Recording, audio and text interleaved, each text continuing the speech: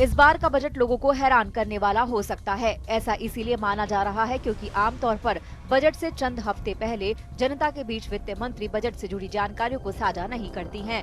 हालांकि बजट से जुड़ा कोई भी ऐलान सरकार कर भी नहीं रही है, लेकिन इसके अलग अलग संदेश पब्लिक प्लेटफॉर्म्स पर दिए जा रहे हैं। कहा जा रहा है कि मौजूदा हालात को देखते हुए पब्लिक स्टेटमेंट्स के जरिए सरकार मार्केट, बैंक और रेटिंग एजेंसियों को अप्रत्याशित बजट के लिए तैयार कर रही है।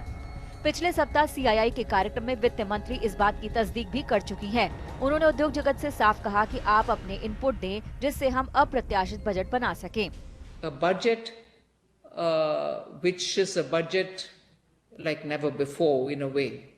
100 years of India wouldn't have seen a budget being made post-pandemic like this. दरअसल ऐसा बजट किसी महामारी के बाद पिछले 100 वर्षों में पहले कभी नहीं आया होगा। उससे पहले वित्त मंत्री कई वर्चुअल प्लेटफॉर्म्स पर कह चुकी हैं कि बजट में इंफ्रास्ट्रक्चर में सरकारी खर्च को बढ़ावा दिया जाएगा।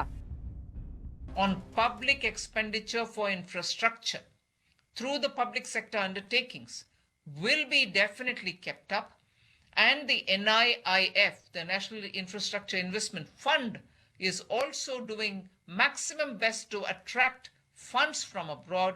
The sovereign funds which have been given tax concessions have all been showing keen interest, and the National Infrastructure Pipeline announcement which was made of about nearly 6,500 projects, greenfield and brownfield, spread all over the country in the various states, are all being given priority. अब देखते हैं कि हैरान करने वाले ऐलानों में क्या क्या शामिल हो सकता है। वित्त घाटे को 2022-23 तक 3.1% पर लाने का प्लान बनाया गया था, जिसे कोविड-19 के चलते 5 साल तक के लिए टाला जा सकता है। 15वें वित्त आयोग ने 2026 तक हर साल के लिए अलग फिस्कल डिफिस तैयार करने की सिफारिश की है। इस साल के लिए ये करीब 7.5 से 8% तय करने का सुझाव है, जो आने वाले सालों के लिए रोड मैप का आधार बन सकता है। अगले बजट में सरकार का पूंजीगत खर्च सबसे ज्यादा हो सकता है और 6 से 7 लाख करोड़ रुपए का लेवल आसानी से पार कर सकता है। 2020-21 में उसने 4.13 लाख करोड़ रुपए का कैपिटल एक्सपेंडिचर तय किया था, जिसको अक्टूबर और नवंबर में कई आत्मनिर्भर पैकेज के जरिए 35,200 करोड़ रुपए तक बढ़ा दिया गया। कोविड-19 पर 80,000 करोड़ रुपए तक खर्च करने का ऐलान इस बार के बजट में वित्त मंत्री कर सकती हैं।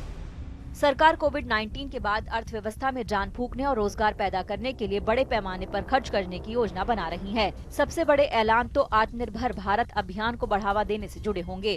प्रधानमंत्री भी उद्योग जगत से इसे सफल बनाने के लिए साथ मिलकर काम करने की बात कर रहे हैं। ये समय भारतीय इंडस्ट्री के रूप में आपकी कैपेबिलिटी, कमिटमेंट और करेज को दुनिया भर को हमें एक बार विश्वास के साथ दिखा देना है। और हमारा चैलेंज सिर्फ आत्मनिर्भरता ही नहीं है, बल्कि हम इस लक्ष्य को कितनी जल्दी हासिल करते हैं, ये भी उतना ही महत्वपूर्ण है। साथियों, भारत की सफलता को लेकर आज दुनिया में जितनी पॉजिटिविटी है, शायद उतनी पहले कभी नहीं रही। इसके अलावा भी उम्मीद है कि इस बार के बजट में कई ऐसे ऐलान हो सकते हैं जो इस बजट को पारंपरिक बजट की श्रेणी से हटाकर कोरोना से निपटने की रणनीति का ऐलान बना सकते हैं।